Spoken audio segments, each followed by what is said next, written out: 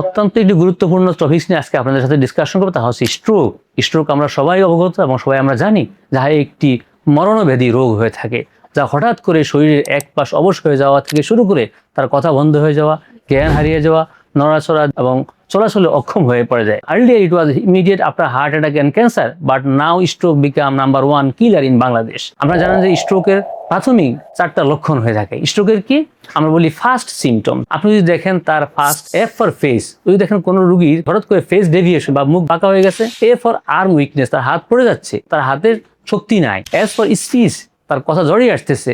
এবং আপনি টাইমলি তাকে হাসপাতালে যখন এই 3টা সিমটমস আপনি কোনো ব্যক্তি বা কোনো মানুষের মাঝে প্রকাশ পায়, তাকে ধরে নিতে পারেন আপনি সে স্ট্রোকে আক্রান্ত। তাকে সরাসরি অতি দ্রুততার সহিত হাসপাতালে নিয়ে যাওয়া। এখন আসলে স্ট্রোক পরবর্তী কি করণীয়? স্ট্রোকের পরবর্তী প্রথম এবং first management after medical management physiotherapy সেবা, যেখানে ফিজিওথেরাপি সেবার মাধ্যমে তাকে পুনরায় তার চলক্ষম তৈরি করা, তার প্যারালাইজড লিম্বগুলাকে, প্যারালাইজড বডি পার্টটাকে আবার সচল করে নিয়ে আসা। স্ট্রোকের কিন্তু কোনো স্পেসিফিক ড্রাগস পৃথিবীতে এখন আবিষ্কার হয়নি।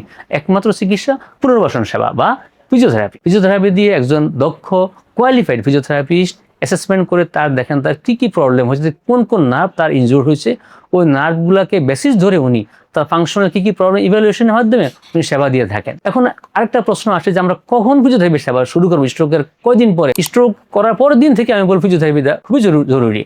সেই রুগী কিভাবে শুবে, কিভাবে বসবে, কিভাবে হ্যান্ডলিং করবে, এগুলো রুগীকে দেখিয়ে দেওয়া। রিসার্চ বা গবেষণা দেখা যায় স্ট্রোক করার পরবর্তী 6 মাসের মধ্যে পরিপূর্ণ বা ম্যাক্সিমাম ইমপ্রুভমেন্ট রোগীর হয়ে যায় যদি সে প্রপার রিহ্যাবিলিটেশন সেবা পেয়ে থাকে। দ্যাট মিনস ফিজিওথেরাপি সহ আনুষঙ্গিক অন্যান্য সেবা। তো আপনি কোথায় নিয়ে যাবেন ফিজিওথেরাপির জন্য? ফিজিওথেরাপির জন্য ইউনিক পেন ইম্প্যানেল সেন্টার, আমি মনে করি একটি অত্যাধুনিক টিম এখানে তারা কম্বাইন্ডলি কাজ করে থাকেন, তার প্রথম অ্যাসেসমেন্ট থেকে আপ টু এন্ড পর্যন্ত। এবং আমাদের অনেক রোগী এখানে আমরা দেখি স্ট্রোক করার পর হুইল চেয়ারে আসে, আলহামদুলিল্লাহ তার কিছুদিন ট্রিটমেন্ট হওয়ার পর তারা এখান থেকে হেঁটে বাড়ি চলে যাচ্ছে। বিকজ আমাদের এখানে আছে নিউরোলজিক্যাল স্পেশাল কনসেপ্টের মাধ্যমে আমরা ট্রিটমেন্ট, ম্যানুয়াল ট্রিটমেন্ট আমরা প্রোভাইড করে থাকি, যার মাধ্যমে নিউরো নার্ভগুলোকে আবার রিলার্নিং করা, নার্ভ যে মুভমেন্ট তার নষ্ট হয়েছে মুভমেন্টগুলোকে আবার ফিরে নিয়ে আসা। এবং কতদিন ফিজিওথেরাপি নেবেন? ফিজিওথেরাপি আমরা বলে থাকি যে রোগী তাকে চলক্ষম করার পর্যন্ত তার ফিজিওথেরাপিটা সেবাটা খুব ইন্টেন্সিভলি জরুরি।